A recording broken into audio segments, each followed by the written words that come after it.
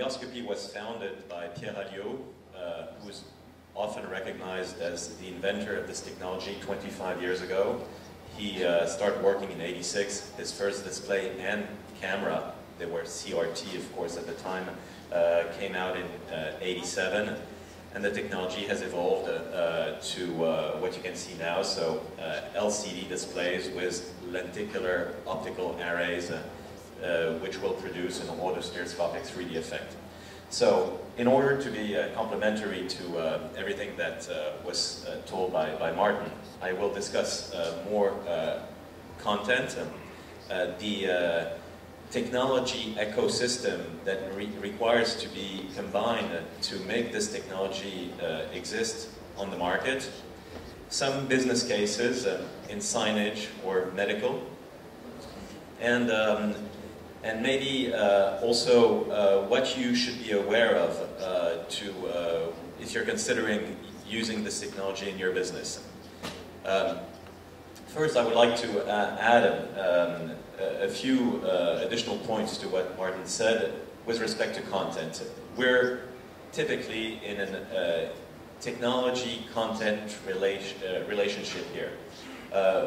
We know that in the past, many new technology like Betamax and VHS got sorted out with decisions regarding content. We had another case recently with Blu-ray and HD DVD, so Sony and Toshiba fighting for the standard. And eventually, the arbitration came from content.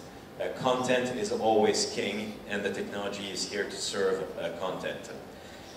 One of the reasons for which 3D, since 2008, has really stemmed on the market was actually not in relationship to content. I think piracy and the fact that home theaters were draining audience from the cinemas have led studios to counterattack and say, let's promote 3D to bring people back into the theaters and to fight piracy. At that time, probably most of the films that came out, I mean, if you can remember what you have seen in the cinemas, besides a few blockbusters like Avatar and others, many films that have come out in 3D were actually quite mediocre, and 3D was often seen by the studios as a way, like Martin said, to cash in more revenues in the cinemas, but actually to make something which would have not produced any interest to become bankable for the studios, which we believe is a totally wrong approach, because this happened in the 50s. There was a couple of years a trend for 3D films, and after the audience got fed up with seeing Z-series films in 3D, they completely gave up. So this is one of the issues, and I think content is going to be what is going to be driving this industry. Anytime that we're speaking of 3D and autostereoscopic 3D, we must wonder what benefit for the audience or for the customer in a signage environment do I have in using 3D. So we can consider that 3D is obviously more immersive, more impactful, it can produce greater emotions. So 3D can be actually very compelling if it is actually conceived, designed with all this in mind. So 3D is a different grammar, it's a different storytelling. The client of 3D is actually the brain. It's a sensation, it's not a sense.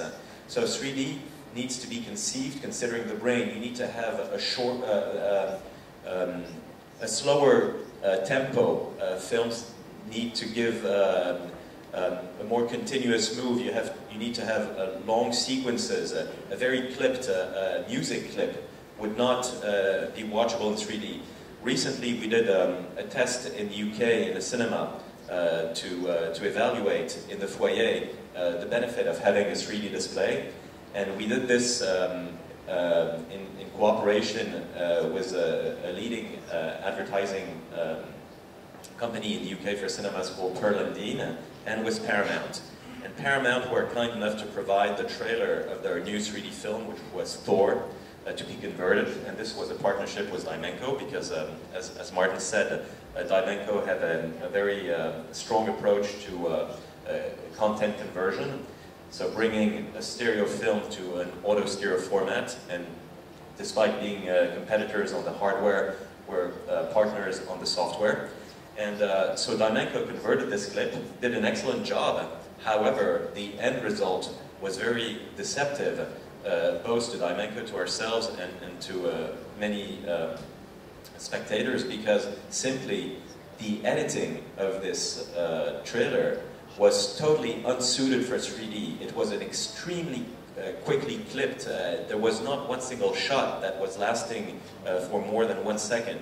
So simply, when the brain does not have the time to assimilate the 3D, it just watches a 2D film. So I think this is just a little example to say that content must be tailored with 3D in mind, which is absolutely essential.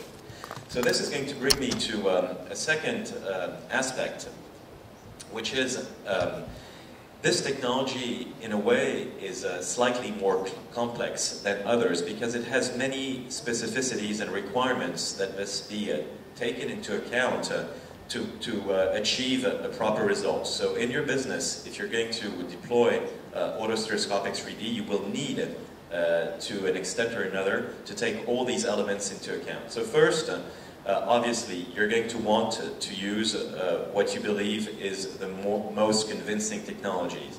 So there's no better way than watching different displays, if possible side by side, if possible with the same content, and have your personal impression.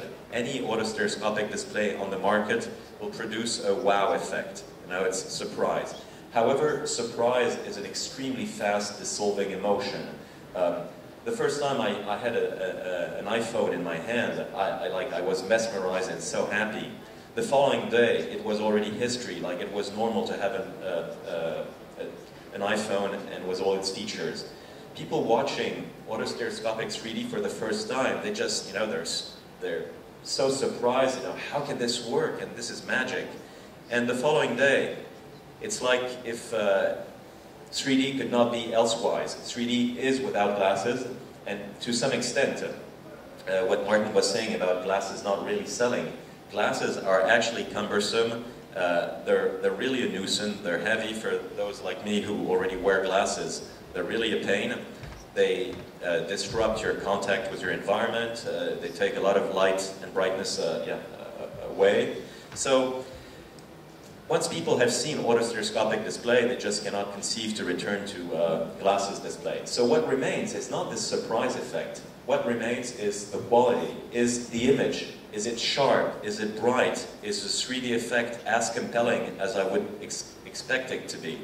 So these are all the questions that you should ask when you're going to evaluate different technologies.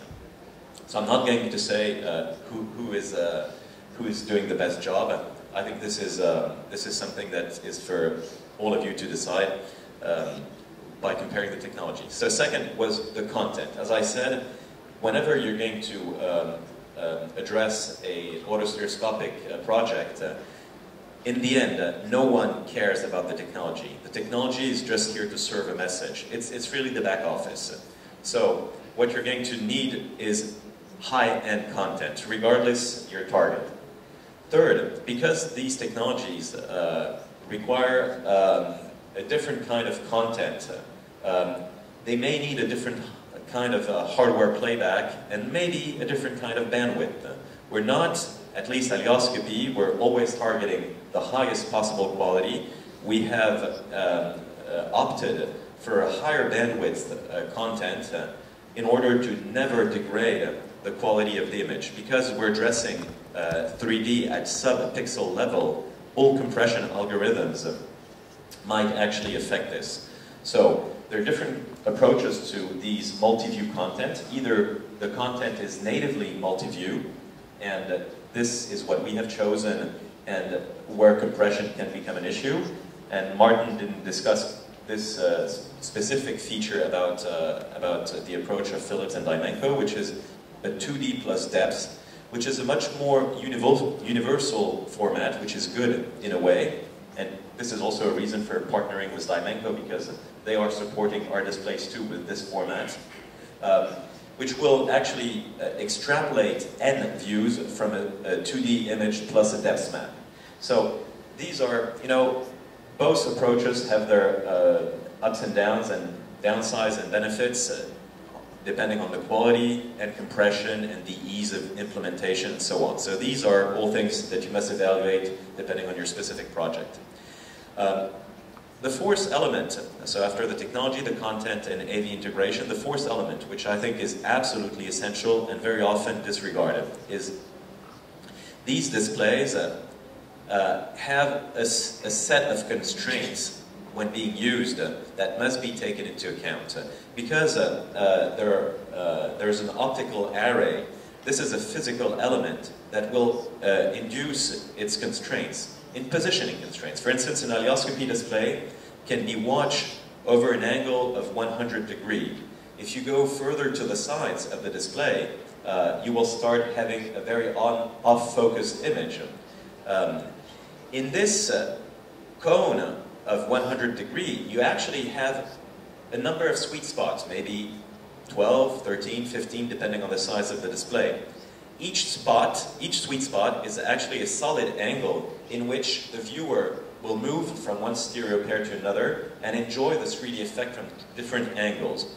So this, I think it's important to note this because it's actually a very important different feature between stereo display with glasses and auto stereo displays. In real life, whenever you're watching, the sensation of 3D is not just related to the binocular disparity. There are many, many other factors. Actually, if you close one eye and you look at this room, you will have a lot of elements that will still guide you as to what is in the back and what is in the front. Perspective is, of course, a very important element.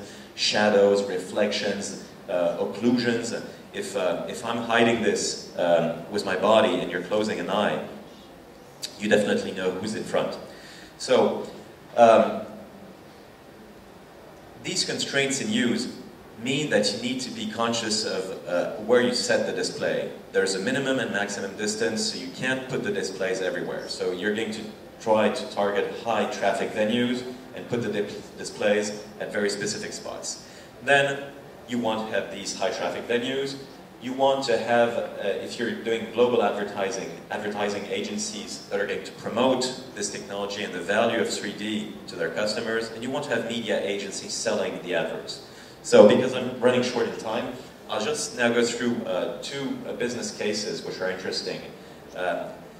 Alioscopy will be showing what probably will be the biggest digital signage operation ever in Europe, which will be done by LG. LG, as Martin said, is going to be soon releasing a new 3D phone called Optimus.